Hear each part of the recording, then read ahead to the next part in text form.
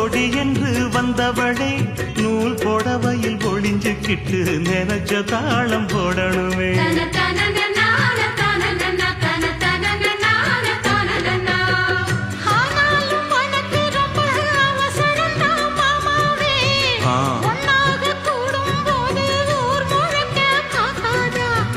பார்த்தாலும் தவறு இல்ல பனியுறங்கும் ரோசாவே உன்னால சொத்த வச்ச மூக்குலதான் வைக்காத